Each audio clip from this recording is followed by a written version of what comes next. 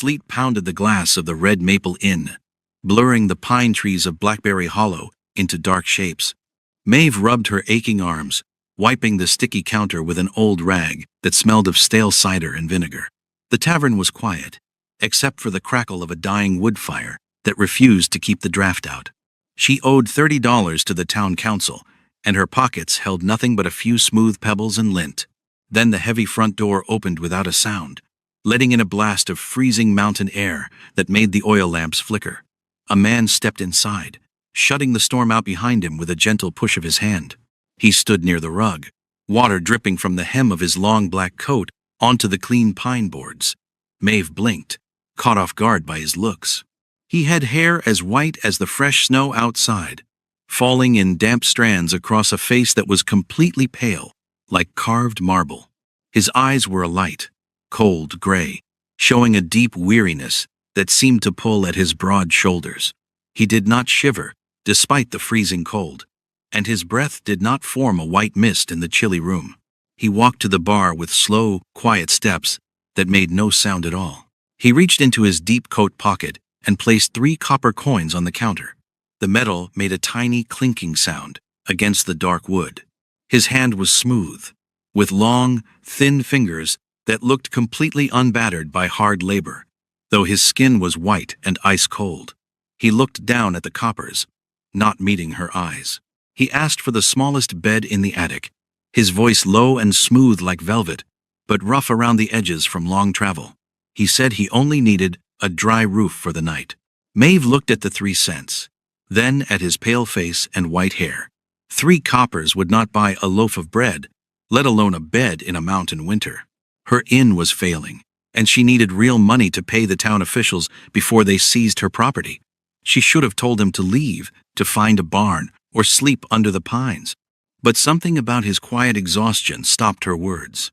She felt a sudden surge of stubborn anger at how miserable he looked. She snatched the coppers and dropped them into her apron pocket. Instead of reaching for the rusty key to the drafty attic, her fingers wrapped around a polished brass key. She set it on the counter with a loud thud.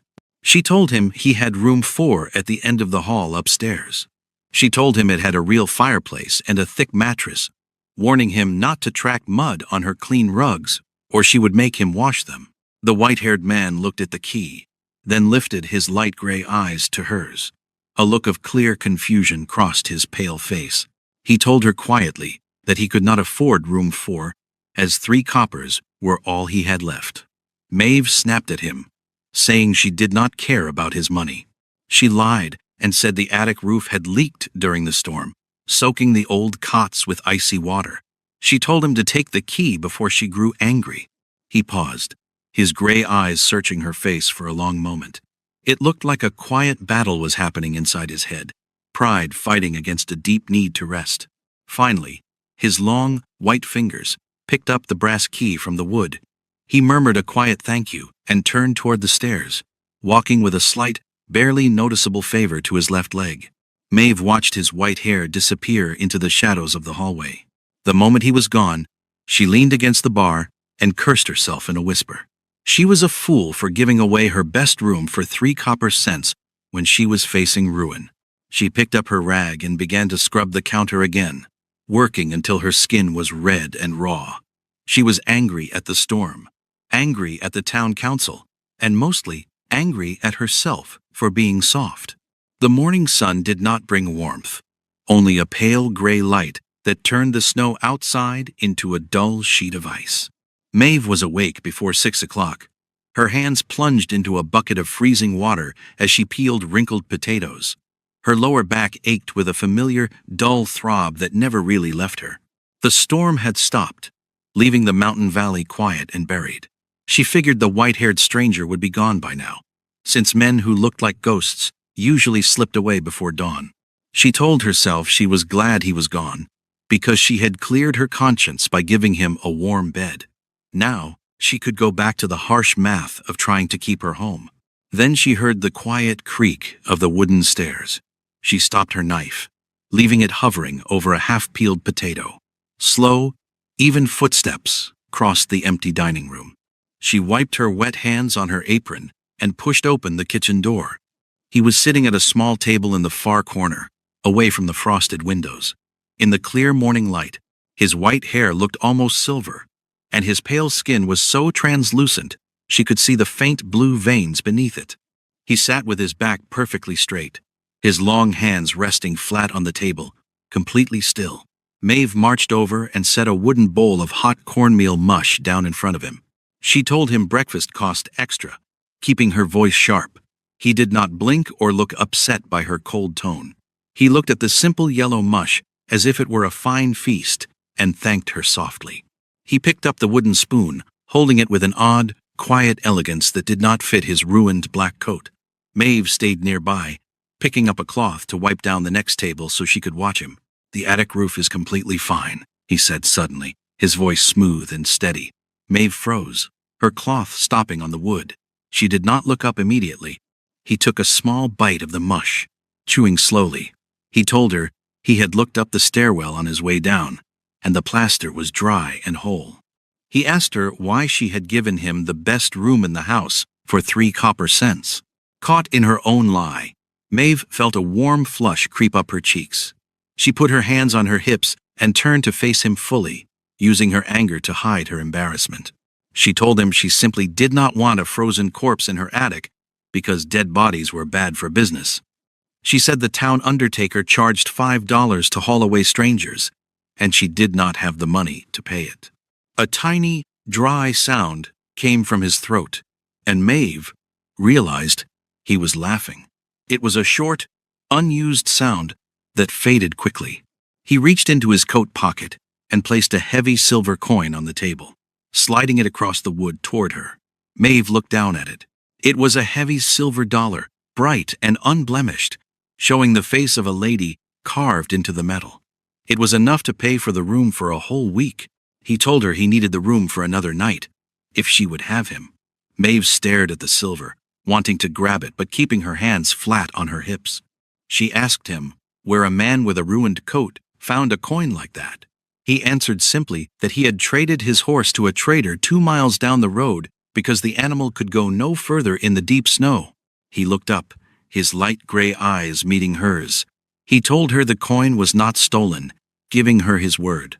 Maeve scoffed, but she picked up the silver dollar and dropped it into her pocket, where it felt heavy against her thigh. She told him his name was still missing from her ledger. He looked at the fire and said his name was Caspian. Maeve told him he could stay, but if he caused trouble, she would throw him into the snow. 8 days passed, and Caspian did not leave the Red Maple.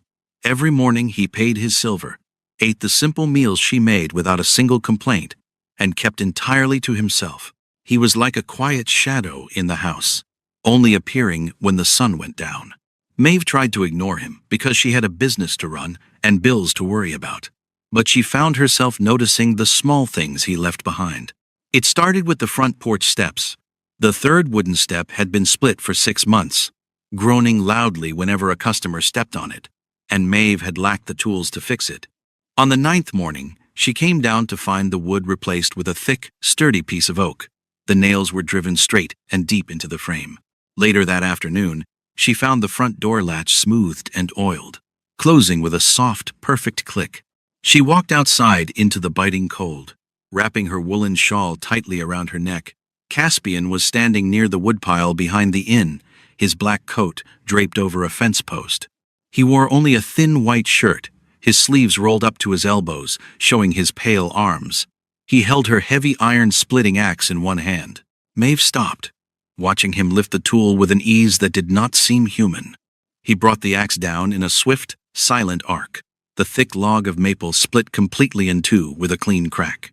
He did not pause to catch his breath, and his pale skin did not show a single drop of sweat despite the hard labor. He stacked the wood in neat, even rows against the stone wall. Maeve stepped forward, her boots crunching on the snow, making him freeze with the axe held mid-air. She told him she had not asked him to fix her porch or chop her wood, her voice sounding harsher than she meant it to. Caspian lowered the axe, his white hair blowing slightly in the cold wind.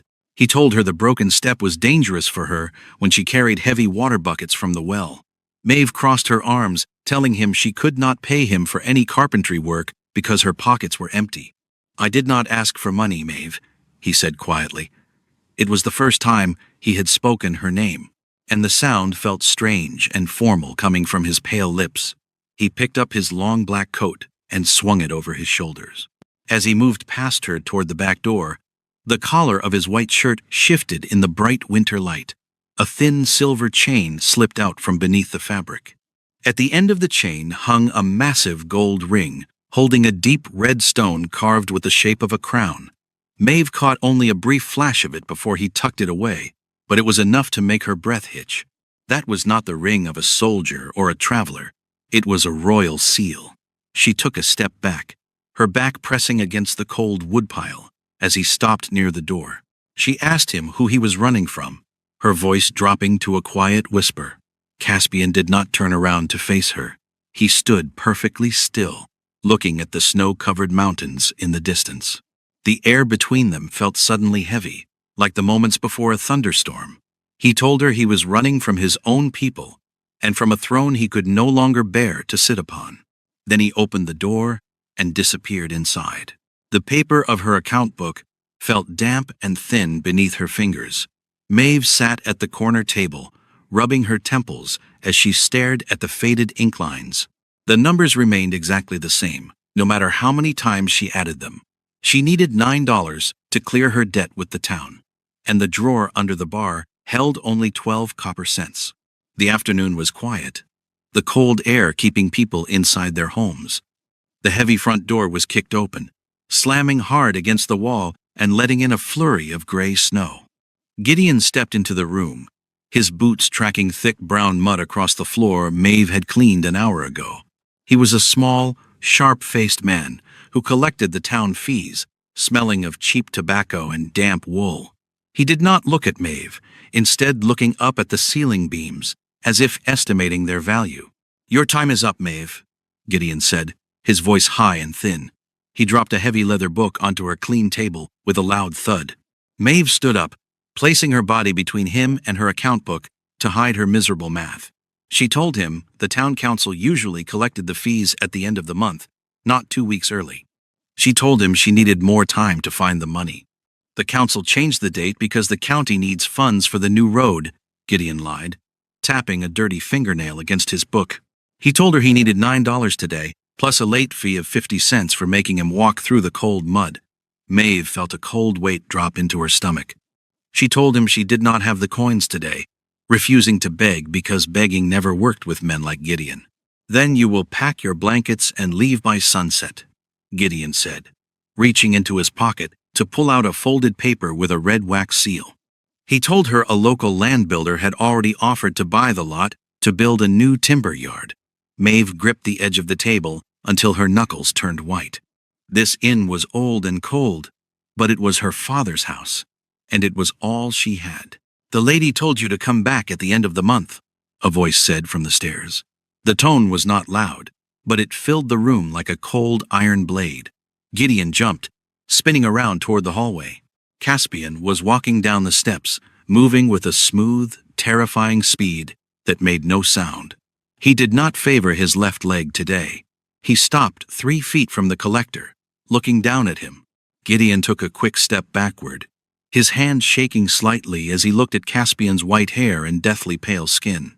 He asked who he was, telling him to mind his own business, because the town council did not care about wandering bums. Caspian did not look at Gideon's face. He looked down at the brown mud on the floorboards, his light gray eyes turning completely flat and dark. "You brought filth into a house she worked hard to clean," Caspian said softly, his voice carrying a strange weight that made the room feel smaller. He reached into his coat and pulled out a small leather pouch. He opened the string and tipped it over, dropping 2 heavy gold coins onto the wooden table. They clattered against the pine, the sound bright and heavy in the quiet room. "Take your $9 and leave the paper," Caspian ordered, his eyes locking onto Gideon's. He told the collector that if he returned before the end of the month, he would ride to the capital and report him for taking bribes from timber companies. Gideon stared at the gold, his mouth open like a fish. He snatched one of the gold pieces with a greedy hand, dropped his paper, and ran out into the snow. The fire snapped in the hearth, throwing a small red ember onto the stone floor where it turned to black ash.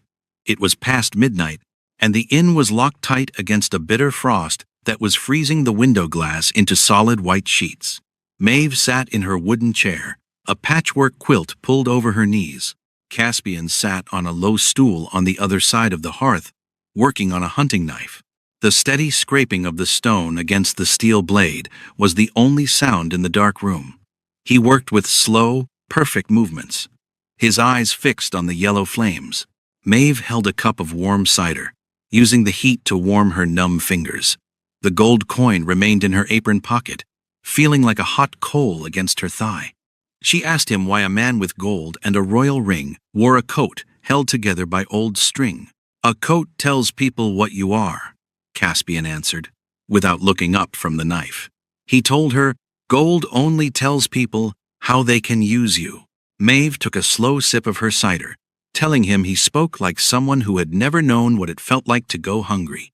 Caspian paused, setting the stone on the floor, and looked at her across the firelight. "You think you know me, Maeve," he said, his voice a low rumble. Maeve leaned forward, letting her quilt slip to the floor. She told him she did not need to guess, because he carried himself like a ruler, threw gold at town officials without blinking, and had a ring that could buy the whole valley. She told him he was either a high lord or a king, and she wanted to know the truth. "A king," Caspian repeated, the words sounding bitter and heavy as he spoke it. He told her a king was just a man who counted live bodies and dead bodies, sending people to die for land they had never seen. He closed his eyes, the muscles in his pale jaw tightening until his skin looked like stone. He told her that 3 weeks ago, his court had ordered him to destroy a human town on the border. They wanted every house burned and every person killed because they refused to pay a blood tithe, Caspian whispered, his hands tightening into fists. He told her he had refused the order. His general had called him a traitor to his own kind, telling him his duty was to the night clans. Caspian opened his eyes, and they looked hollow and dark in the dim firelight. "So you ran away," Maeve said quietly, her heart beating fast against her ribs. Caspian shook his head, telling her he had broken his general's jaw, taken his gold, and ridden his horse until it died in the snow. Then he had walked the rest of the way to her door. Maeve looked at his pale, clean hands, realizing the truth of what he was. He was a vampire, a king who had given up his crown to save a village of humans. She stood up, her wooden chair scraping loudly against the pine floor. She walked over to him and held out her cup of cider, telling him to drink it because he looked like a ghost. Caspian hesitated, his long fingers brushing against hers as he took the cup. His skin was freezing cold, like ice from the river. He took a small sip and smiled faintly, telling her she was a very rough host. "I am a person who stays alive," Maeve said, stepping back to her chair. She told him his sad story did not mean he got free room and board, and he still owed her for fixing the porch steps. Caspian looked down at the cup, his small smile staying for a second longer. He told her to add it to his bill, and she sat down, watching the firelight dance across his white hair. A sharp, ragged scream cut through the floorboards, waking Maeve from her sleep. She sat up in her narrow cot, her heart pounding hard against her ribs. The attic room was dark and freezing cold. Another loud crash came from below, followed by the sound of heavy wood splintering against the floor. It was coming from room 4. She swung her legs out of bed, her bare feet hitting the icy floorboards. She did not grab her shawl. She snatched a heavy iron poker from the fireplace and ran down the narrow stairs to the second floor. The door to room 4 was closed, but the sound of a violent struggle came from inside. Maeve slammed her hand against the latch and shoved the door open, her breath coming in quick gasps. The room was bright with the blue light of the full moon. The heavy wooden chair was overturned, and the ceramic water basin lay shattered into a dozen pieces across the floor. Caspian was on the rug, tangled in his white sheets, fighting an enemy that was not there. He was breathing in loud, ragged gasps, his fists striking the wood as he tried to break free from the cloth. His white hair was damp with cold sweat clinging to his face. "No," he choked out, his voice raw and stripped of its smooth tone. He shouted for them to leave the houses alone, begging someone not to light the fire. Maeve stood frozen for a second, realizing this was not the powerful king who had scared the town collector. This was a man drowning in his own bad memories. She dropped her iron poker and crossed the room, kneeling on the wet floor beside him. She reached out to shake his shoulder, but the moment her fingers touched his arm, he moved with terrifying speed. His hand shot out, clamping around her wrist like a metal band. He pulled her down toward him, his other hand coming up to protect his face. His light gray eyes snapped open, but they were wild and dark, seeing a burning village instead of her room. A sharp pain shot up Maeve's arm as his grip tightened, cold and heavy enough to break her bones. She did not scream or try to pull away from him. She leaned closer, keeping her voice loud and firm. She called his name, telling him to stop and look at her face. Caspian gasped, his breath coming too fast as he looked through her, still trapped in his mind. "There is no fire here, Caspian," Maeve said, her voice sounding like a solid anchor in the dark room. She used her free hand to grip his pale jaw, holding his face firmly so he had to look at her. His skin felt like frozen stone against her palms. She told him he was at the Red Maple Inn, and it was winter. She told him to look at her, repeating her name until his eyes cleared. Slowly, the terrible tension in his body began to break. The wild look in his eyes faded, replaced by a sudden, quiet clarity as he felt her hand on his face. He looked down at his own hand, realizing he was crushing her wrist. He let go instantly, scrambling backward until his back hit the wooden bed frame. He pulled his knees to his chest and buried his face in his hands, shaking all over. Maeve stayed on the floor, rubbing her bruised wrist where the skin was already turning red. She did not tell him everything was fine because she could see the deep pain in his shoulders. She reached over, picked up the heavy wool blanket he had kicked away, and threw it over his back. She told him the broken basin cost 50 cents, and he would be sweeping up the pieces in the morning. Caspian let out a sound that was half a laugh and half a sob, keeping his face hidden in his knees. He whispered that he would sweep it up. Maeve sat on the cold floor beside him, her back against the bed frame, and she did not leave his side. They sat together in the moonlight, two lonely people holding on to each other while the wind whistled outside the window. The morning after his nightmare tasted of old dust and cold iron, Maeve came down the stairs to the kitchen, her left wrist wrapped in a piece of old cloth to hide the dark purple bruise Caspian had left behind. She expected the kitchen to be cold and empty, but instead she smelled the rich scent of fried onions and rendered fat. The room was warm, the large stove filled with roaring wood. Caspian was standing by the black iron stove, his white sleeves rolled up past his elbows, showing the long pale scars on his arms. He was stirring a large copper pot with a long wooden spoon, his movements steady and focused. He did not turn around when she walked in, but he spoke quietly, telling her the broken pieces of the basin were in the ash box and the floor was clean. "I will add the 50 cents to your account," Maeve said, walking over to the table where a sack of winter potatoes sat. Caspian turned to look at her, his light gray eyes showing deep dark circles underneath, making him look even paler than usual. He told her he had found some dried beans and salted meat in her cellar, and he was making a simple stew that soldiers ate during long winters. "We do not serve food to the townspeople here," Maeve said, lifting a potato. Caspian told her she should start, because he had seen the woodcutters walking past the inn earlier, looking frozen and miserable. He said she could sell a bowl of hot stew and a piece of bread for 5 copper cents, clearing out her old cellar stock and making a good profit before the sun went down. Maeve stared at him, realizing he was acting like a camp manager instead of a hidden king. She dropped her potato, walked over to the stove, and took a clean spoon to taste the thick brown broth. It was hot, salty, and full of garlic, exactly what a working man would want on a freezing day. She told him it needed more black pepper, throwing her spoon into the wash bucket. "There is no pepper in this kitchen, Maeve, only old salt and dried herbs," Caspian said, a tiny hint of amusement in his smooth voice. Maeve turned back to her work, telling him they would charge the woodcutters an extra copper to buy some pepper tomorrow. They worked together for the next 2 hours, moving around the small kitchen in a quiet, easy rhythm that felt completely natural. By noon, The front room of the inn was louder than it had been in a whole year.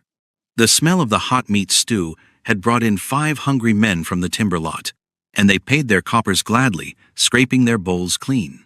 Caspian stayed in the kitchen the entire time, washing the dishes and keeping the fire hot, never letting the customers see his white hair or pale skin. When the rush was over, Maeve leaned against the wooden counter, her apron stained with grease but her heart lighter than before.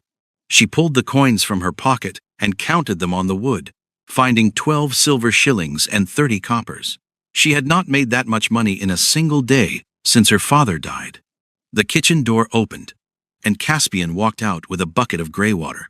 "It seems the old recipe worked well," he said, looking at the pile of coins on the bar. Maeve gathered the money into a small leather bag, pulling the string tight. She looked at him, noticing how his white shirt was covered in soot. She asked him why he was helping her so much when he had enough gold to buy a finer house anywhere else in the country. "Because my hands need work, Maeve," he said softly, setting the bucket down and leaning against the wooden post. He told her that if he stayed idle, his mind would return to the blood and the fire, and his mind was a dangerous place to be alone. He looked up, his grey eyes clear and honest, telling her he had broken her property and always paid his debts. Maeve walked around the counter until she was standing close to him. She did not look away from his pale face. She reached out and placed her hand firmly on his arm, feeling the cold strength of his muscle beneath the linen.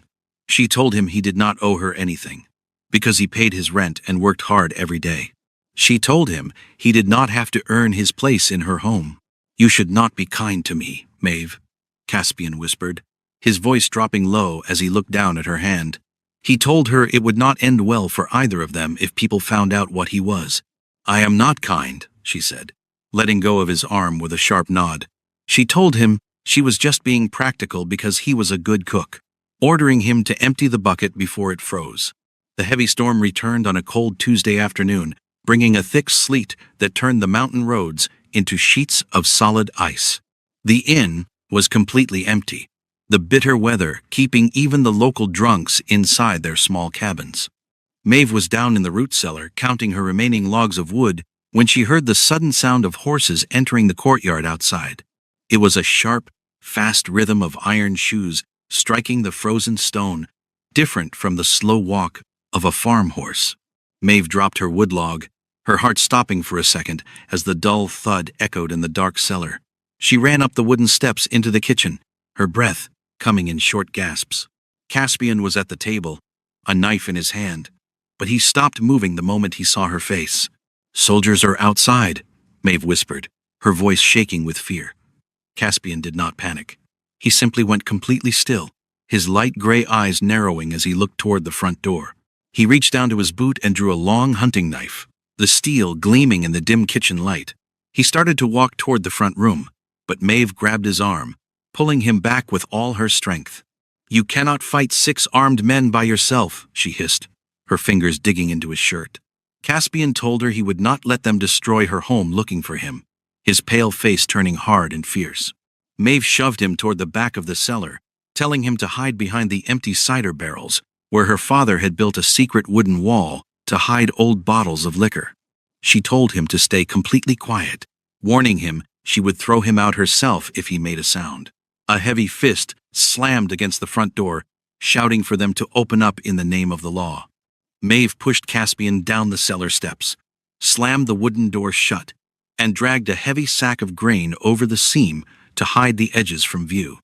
She took a deep breath, smoothing her dirty apron, and walked into the front room just as a heavy iron boot kicked the broken latch open. 6 soldiers in thick blue coats stepped inside, their swords clinking against their armor. They smelled of wet horses and cold steel. Their leader was a tall man with a scar across his nose and eyes like dark flint, looking around the empty tavern with a scowl. "Why did you take so long to open the door, woman?" the leader barked, shaking the freezing sleet from his heavy cloak. Maeve did not back away from him. She stood behind her bar and crossed her arms, telling him she was in the kitchen and asking who was going to pay for her broken door latch. The leader sneered, pulling a piece of paper from his belt. "We are looking for a dangerous rebel who fled from the northern border," the leader said, describing a man with white hair, pale skin, and a royal ring. He asked if any strangers had come through the hollow. Maeve looked at the paper, then looked at the soldiers with a bored expression, telling them the only people who came to her inn were old farmers who complained about the price of ale. The leader narrowed his eyes, studying her face for any sign of a lie, but Maeve kept her eyes steady and cold.